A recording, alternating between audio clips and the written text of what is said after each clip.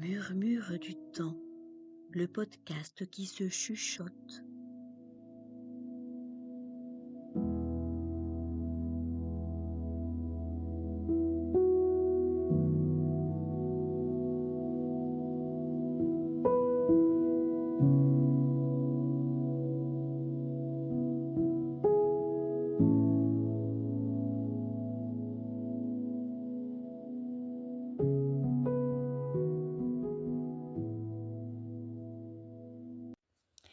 Le système nerveux autonome, comprendre pour agir. Quand un enfant s'agite soudainement, quand un adolescent se ferme, quand un parent se sent à bout ou qu'un éducateur sent monter la tension intérieure, on parle souvent de fatigue, de stress, de nervosité. Mais derrière ces mots, il se passe quelque chose de très concret dans le corps.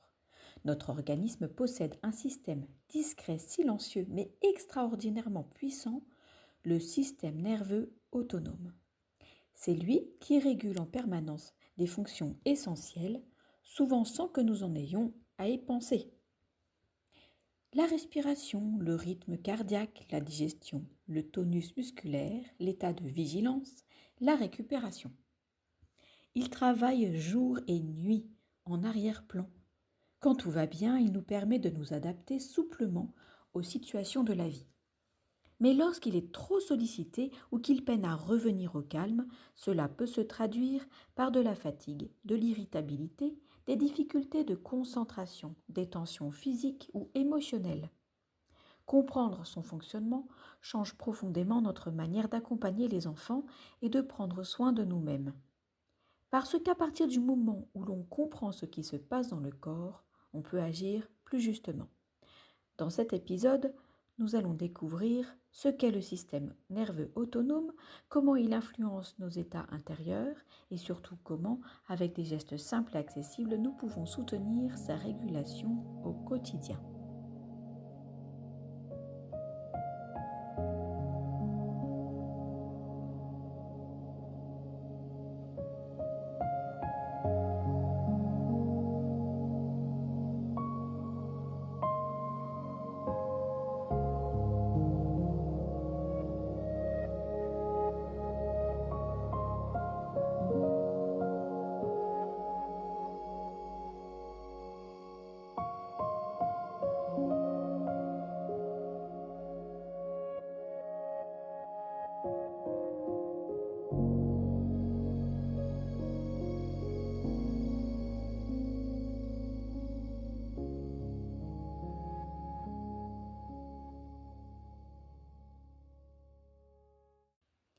Le système nerveux autonome est parfois décrit comme le grand régulateur interne du corps. On le dit autonome parce qu'il agit sans que nous en ayons besoin d'y penser consciemment. Par exemple, vous n'avez pas besoin de décider de faire battre votre cœur, vous n'avez pas besoin de commander votre digestion, vous n'avez pas besoin de réfléchir à chaque ajustement de votre respiration. Le corps le fait pour vous. Et il le fait en permanence en s'adaptant à ce que vous vivez. Lorsque vous marchez rapidement pour ne pas être en retard, lorsque vous entendez un bruit inattendu, lorsque vous prenez la parole devant plusieurs personnes, lorsque vous devez gérer plusieurs sollicitations en même temps, votre système nerveux autonome ajuste immédiatement votre état intérieur. Pour simplifier, il fonctionne principalement grâce à deux grandes branches complémentaires. Le système sympathique pour l'énergie de l'action. C'est la branche de l'activation. Il prépare le corps à faire face à une demande. Il mobilise l'énergie nécessaire pour agir, réagir, se concentrer, s'adapter, répondre à un défi. Quand il s'active, le cœur bat plus vite, la respiration s'accélère, les muscles se préparent, l'attention se focalise, le cerveau devient plus vigilant. C'est un mécanisme précieux. Sans lui, il serait difficile de se mobiliser le matin, de répondre à une urgence, de résoudre un problème ou de rester attentif dans une situation importante. Autrement dit, l'activation n'est pas le problème, elle est utile. Le corps a besoin de cette capacité à monter en énergie. Il y a aussi comme branche le système parasympathique, l'énergie de la récupération. Le système nerveux parasympathique est la branche du retour au calme. C'est lui qui permet la détente, la récupération, la digestion, la réparation, la consolidation de la mémoire, la régulation émotionnelle. Quand cette branche est active, le rythme cardiaque ralentit, la respiration devient plus ample, les muscles se relâchent, l'organisme récupère, le cerveau retrouve de la disponibilité.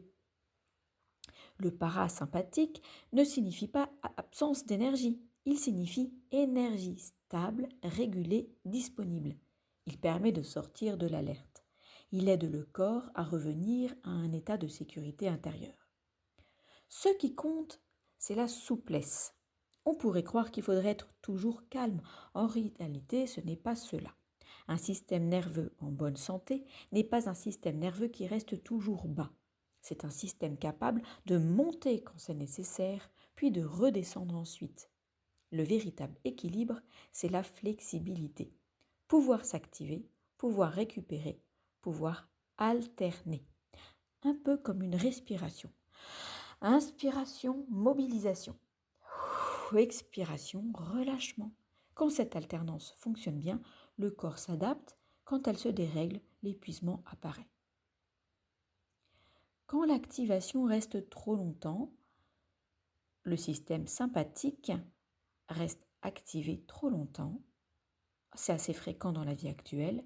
Les sources d'activation sont nombreuses. Bruit, pression temporelle, sollicitation permanente, imprévu, charge mentale, tension relationnelle, fatigue accumulée. Dans ce cas, le corps peut avoir du mal à revenir pleinement vers le parasympathique. Ça se manifeste souvent de façon très concrète. On en a parlé, les tensions musculaires, la respiration haute, les difficultés à se poser, l'irritabilité, etc. Parfois on continue à fonctionner, mais en mode alerte, et cela épuise. Chez les enfants, le système est encore en construction. Cette question est particulièrement importante. Ils apprennent progressivement à reconnaître leurs sensations, à tolérer la frustration, à retrouver le calme, à traverser les émotions. Autrement dit, ils n'ont pas encore tous les outils de régulation intérieure. C'est pourquoi ils ont besoin d'adultes régulateurs. Pas forcément d'adultes parfaits, mais d'adultes capables de ralentir, contenir, nommer, offrir un cadre sécurisant. Un enfant agité n'est pas toujours un enfant opposant, un enfant qui se replie n'est pas forcément un enfant qui refuse. Parfois son système nerveux est simplement débordé, et c'est dans ces moments-là que la relation devient un véritable appui biologique. La voix calme, le rythme posé, la présence stable, tout cela aide réellement le corps de l'enfant à retrouver un peu de sécurité. Notre rôle d'éducateur, de parent, est essentiel, parce que le système nerveux se régule aussi par contagion relationnelle. Un adulte très tendu transmet souvent cette tension même sans le vouloir. À l'inverse, un adulte plus stable aide l'enfant à redescendre. C'est pourquoi prendre soin de son propre système nerveux est aussi un acte éducatif.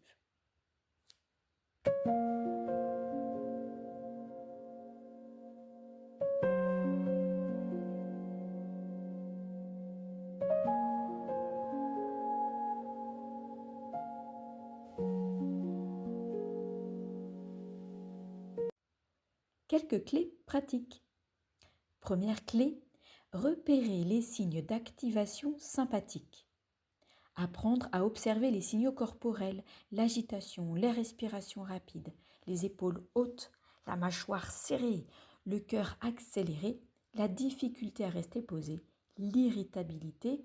Chez l'enfant, en plus, on peut remarquer une agitation inhabituelle, une opposition soudaine, des pleurs rapides, un retrait ou une difficulté à écouter. La première étape de la régulation, c'est souvent simplement remarquer. Deuxième clé, respirer pour redonner un signal de sécurité. La respiration est l'un des moyens les plus simples d'influencer le système nerveux autonome. Vous pouvez essayer ceci pendant 2 ou 3 minutes. Inspirez doucement sur 4 temps, retenir 2 temps expirez lentement sur 6 temps. 4, 2, 6.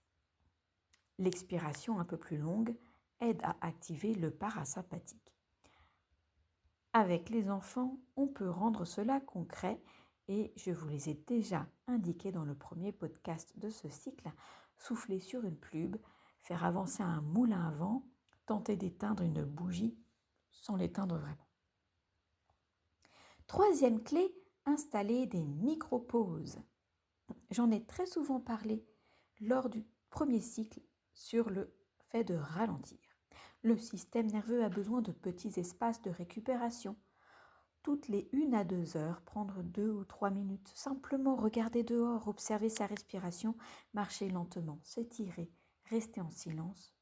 Ce ne sont donc pas de grandes pauses, ce sont des petits moments de retour à soi et ils comptent beaucoup. Quatrième clé, utiliser le toucher apaisant. Le toucher doux et sécurisant pour soutenir la régulation. Poser une main stable sur l'épaule, faire un massage léger des mains. Effectuer de petites pressions lentes sur le haut du dos. Chez l'enfant, cela doit toujours se faire dans le respect de son confort, avec son consentement. Le toucher calme peut envoyer au corps un message de sécurité très puissant. C'est aussi l'un des liens naturels avec notre travail autour du massage bien-être que je vous propose. Cinquième clé, créer des routines de régulation. J'en ai déjà parlé précédemment, le système nerveux aime les repères. On peut instaurer en classe un petit signal régulier quand on a besoin d'une attention particulière. Une clochette, une musique douce, une bougie, un geste convenu ou un temps de silence partagé. Ça peut être par exemple, quand cette musique commence, on prend 2 minutes pour respirer. Petit à petit, le corps associe ce repère à un moment de retour au calme. C'est simple, mais très efficace.